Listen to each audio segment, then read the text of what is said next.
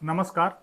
आज हम इस अंक में 3 महत्वपूर्ण कानूनी जानकारी आप लोगों के साथ शेयर करने जा रहा हूं, जिसे भारत के हर नागरिक को जानना चाहिए और अभी-अभी ऑनरेबल सुप्रीम कोर्ट से ये पास हुआ है। जैसा कि आप सबको पता होगा कि chief justice of India Shri Chandrachud साहब अगले महीने रिटायर हो रहे हैं और जितने भी केस में उन्होंने सुनवाई अभी तक करी है और जिसका ऑर्डर रिजर्व है, उन केसों में वो अपना जजमेंट पास कर रहे हैं। ये जरूरी भी होता है, अदरवाइज इनके रिटायरमेंट के बाद उस केस में फिर से नया बेंच का गठन होगा, फिर से सुनवाई होगी, तब जजमेंट फिर पास हो पाएगा। इसलिए जो भी जजेज रिटायर होते हैं, उन्होंने जितने केसों में सुनवाई करी है, रिटायरमेंट से पहले उसका जजमेंट वो पास करके जाते हैं। चूंकि मैं लीगल प्रैक्टिशनर हूं, तो मेरा ये कर्तव्य बनता है कि ऐसी महत्वपूर्ण जानकारी आप लोगों के साथ संक्षेप में और सरल भाषा में शेयर करूं, ताकि आप लोग भी इससे अवगत रहें। 3 जजमेंट के बारे में आज चर्चा करूंगा और तीनों ही बहुत ही मजेदार है। पहला जजमेंट नहीं है, पहला तो एक बहुत दिनों से जो स्टिग्मा लगा हुआ था हमारे न्याय की देवी पे कि वो न्याय कानून अंधा है, आज कानून को आंख मिल गया है, आंख की पट्टी खुल गई है। अब जो न्याय की देवी की जो मूर्ति होगी, उसमें वो काली पट्टी नहीं होगी, न्याय की नई मूर्ति बन गई है और जिसमें काली पट्टी नहीं है, बिल्कुल आंख से देख रही है, अब देखने वाली न्याय होगी। उनके हाथ में एक तलवार भी था, वो तलवार भी खत्म हो गया। तलवार के जगह पे वहां पे संविधान आ गया और कानून की पुस्तकें आ गई। तो ये एक बहुत बड़ा चेंजेज सुप्रीम कोर्ट में ये नई मूर्ति लगी है और ये बहुत बड़ा चेंजेज है। जो इतने दिनों से ये धब्बा लगा हुआ था, अंधा कानून है, कानून अंधे होते हैं, ये सारा स्टिग्मा आज खत्म हो गया। तो अब कोई नहीं कह सकता कि कानून अंधा है। दूसरी जो जजमेंट है वो सिटीजनशिप एक्ट को लेकर के है। सिटीजनशिप एक्ट को लेकर के सुप्रीम कोर्ट ने एक बहुत ही महत्वपूर्ण जजमेंट पास किया है और इससे रिलेटेड पूरे देश के हाई कोर्ट में, सुप्रीम कोर्ट में कितने सारे न जाने कितने सारे पिटीशन पेंडिंग है। आज सब में क्लैरिटी आ गई। सुप्रीम कोर्ट के 5 जजों ने, कॉन्स्टिट्यूशनल बेंच ने इसकी सुनवाई की थी और ये ऑर्डर पेंडिंग था। आज वो सारा क्लियर हो गया। इसमें जो महत्वपूर्ण बातें हैं, सरल भाषा में मैं समझा दूं तो वो ये है कि सिटीजनशिप एक्ट का धारा 6A को क्लैरिटी मिल गई है। इसमें मैं बता दूं कि आसाम के लिए 25 मार्च 1971 तक जो लोग आसाम में प्रवेश कर गए हैं और वो ये साबित कर देते हैं कि 25 मार्च 1971 से पहले वो आ गए हैं वहां पे, और सिटीजनशिप के लिए बाकी जो क्राइटेरिया है उसको पूरा यदि कर रहे हैं, तो वो अपना सिटीजनशिप के लिए अप्लाई कर सकते हैं और उनको सिटीजनशिप मिल जाएगी। डेडलाइन फॉर आसाम इज 25 मार्च 1971। तो ये क्लियर हो गया कि 25 मार्च 1971 से पहले जो अपना दस्तावेजों के साथ प्रूफ कर देगा कि हम 1971 से पहले यहाँ आ गए हैं, वो व्यक्ति वहाँ के, और वो यदि नागरिकता के अदर कंडीशन को पूरा कर रहे हैं, उस स्टेट के कंडीशन को, तो वो व्यक्ति अपना सिटीजनशिप के लिए, भारत की नागरिकता के लिए अप्लाई कर सकते हैं और राज्य सरकार उन लोगों को सिटीजनशिप देने के लिए बिल्कुल फ्री है। जो लोग 25 मार्च 1971 के बाद वहां आए हैं, सुप्रीम कोर्ट ने स्पष्ट कहा कि यह सरकार का दायित्व है कि ऐसे लोगों को डिटेक्ट करे, डिटेन करे और यहां से डिपोर्ट करे।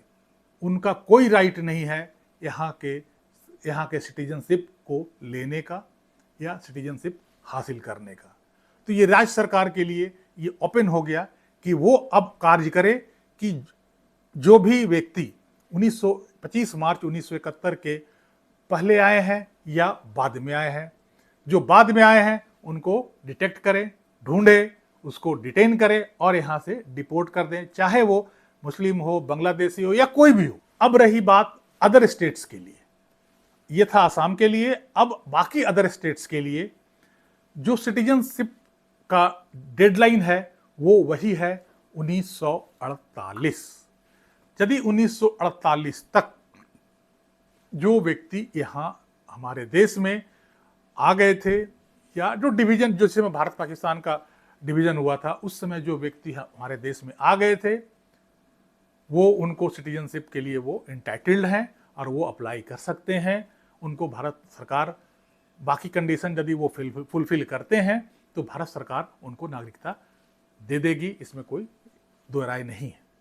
लेकिन जो 1948 के बाद यहाँ पे आए हैं, उनको स्पष्ट सुप्रीम कोर्ट ने, ऑनरेबल सुप्रीम कोर्ट ने उनको स्पष्ट निर्देश दिया है सारे सरकारों को कि ऐसे लोगों को वो ढूंढे, डिटेक्ट करे, डिटेन करे और उनको देश से बाहर निकाले। ऐसे लोग हमारे देश के लिए वो कहीं से उचित नहीं है कि ऐसे लोग हमारे देश में रहे। हमारे देश की सुरक्षा के लिए, हमारे देश के जो साधनों पर ये एक्स्ट्रा बोझ है। इस जजमेंट के बाद ये क्लियर हो गया। ये डेडलाइन का जो इशू था, बहुत दिनों से पेंडिंग चल रहा था, अब इसमें क्लैरिटी आ गई और ये जजमेंट जो है वो कॉन्स्टिट्यूशनल बेंच का है, जिसमें 5 जजेज बैठते हैं।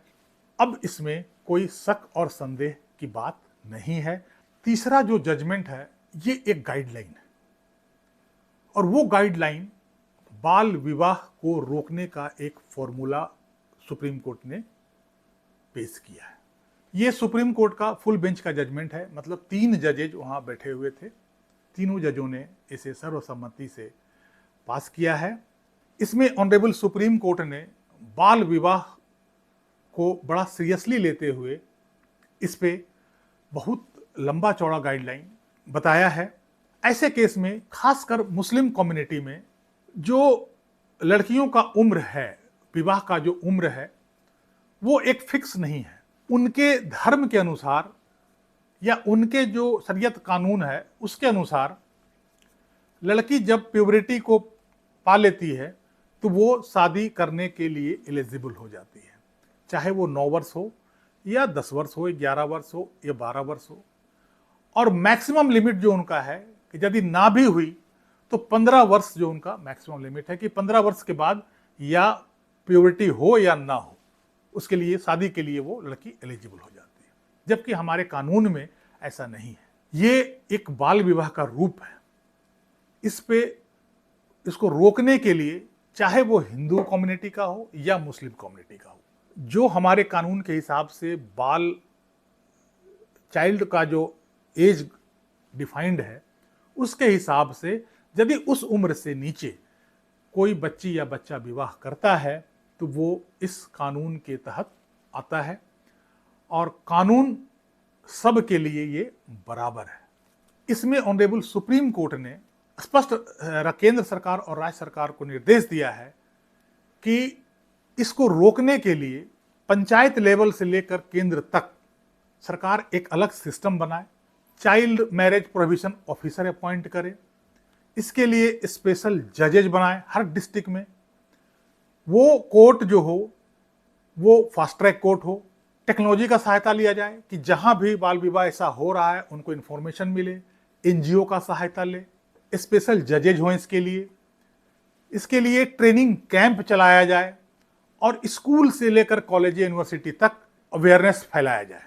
तो बहुत सख्त रूप लेते हुए सुप्रीम कोर्ट ने इस पर एक बृहत गाइडलाइन जारी किया है, जो कि हमारे देश के लिए बहुत ही आवश्यक था और अनिवार्य था।